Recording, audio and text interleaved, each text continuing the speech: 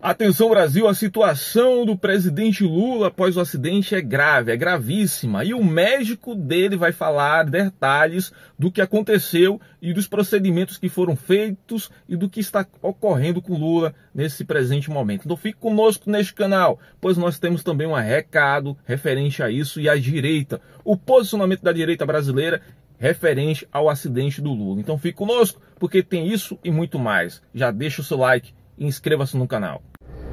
Atenção Brasil, estou gravando esse vídeo aqui neste exato momento para dizer que a situação do Lula é grave.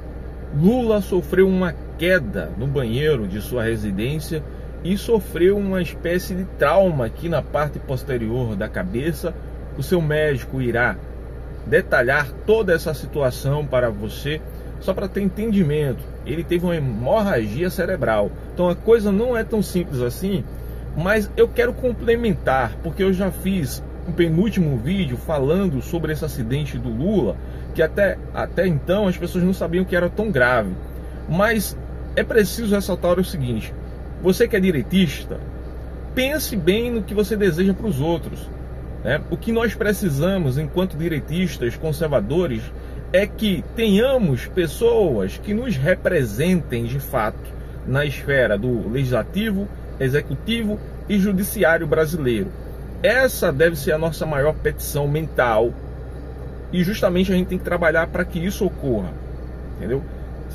Desejar golpe de sorte, que o presidente se aposente, que ele ocorra alguma coisa trágica com ele, isso não é, digamos,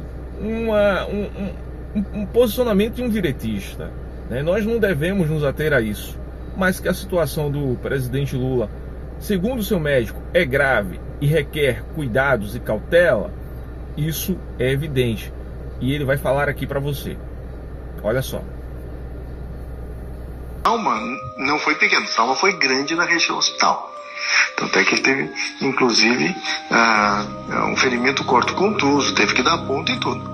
Mas mais do que isso, o que mostra que a queda, que o trauma foi importante, foi que você teve esse chamado contragolpe e teve pequena hemorragia cerebral na região temporofrontal do encéfalo. É um quadro que exames deverão ser repetidos durante a semana. Qualquer sangramento cerebral, de uma maneira teórica, ele pode aumentar nos dias consequentes.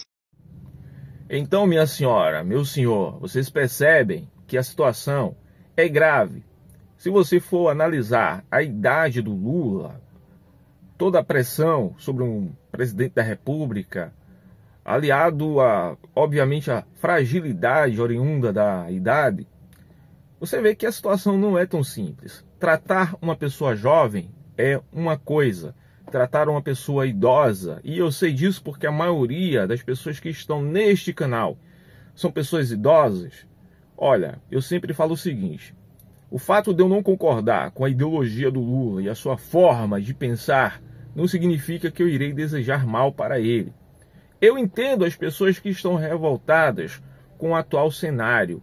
Eu entendo as pessoas que estão indignadas com a política brasileira, que estão indignadas com a esquerda. Mas o que nós devemos desprendermos energia, investirmos energia, é informar pessoas, elegermos pessoas que irão nos representar lá dentro. Deixe que a esquerda, por si só, ela irá fazer a sua própria sepultura. Mas, enquanto pessoas moralistas, pessoas corretas, devemos desejar sempre o bem ao outro e orar para que Lula, um dia, abra sua mente, mas de forma figurativa, obviamente, de entendimento, e quem sabe um dia vai saber, tudo é possível, que o Lula abra a mente e diga: não, durante toda a minha vida eu estive numa posição que não era mais assertiva, e hoje eu serei conservador. Então, se nós formos desprendermos energia ou desejarmos algo ao Lula, que desejemos que ele se torne direitista, que desejemos que ele se torne uma pessoa conservadora ao extremo. Ah, isso é fantasioso? Sim, mas você decide em quem você vai acreditar. Em algo positivo ou desejar que ele morra. Eu prefiro desejar que ele se torne amanhã, depois que ele se recuperar aí da batida na nuca, que ele se transforme em uma pessoa conservadora. É isso que eu desejo para o Lula, que ele se recupere e que ele venha a ser uma pessoa conservadora. Eu estou sendo ingênuo? Pode ser que sim, mas eu prefiro acreditar nisso, eu prefiro desejar isso.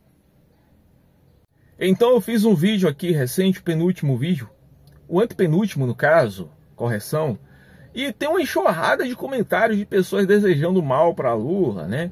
Eu entendo, reafirmo que entendo o fato das pessoas estarem enraivecidas com o atual governo, mas a gente tem que ficar enraivecido com a nossa própria ineficiência de não conseguirmos colocarmos mais representantes em esferas dos três poderes, nas esferas dos três poderes.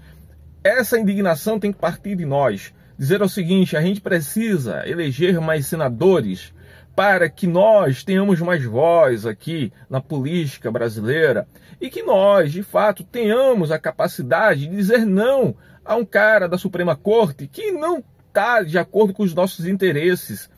Nós precisamos colocarmos mais representantes no Congresso Federal para que vote, para que criem leis que estejam de acordo com a direita brasileira. O fato de Lula sofrer um acidente não vai mudar o fato de que nós precisamos de mais representantes. E nisto nós estamos pecando. Nisto nós não estamos desprendendo a energia que deveríamos estar desprendendo, investindo. Então esse é o meu pensamento, tá? Que se for o caso, Deus faça com que ele se recupere, mas que ele se torne, abre os olhos dele. Nós devemos orar pelos nossos opositores, não para que eles simplesmente fiquem mais fortes, não. É para que Deus apazigue o seu coração e, de fato, até mesmo faça com que eles venham para o nosso lado. Esse é o poder da oração. Esse é o poder do discernimento.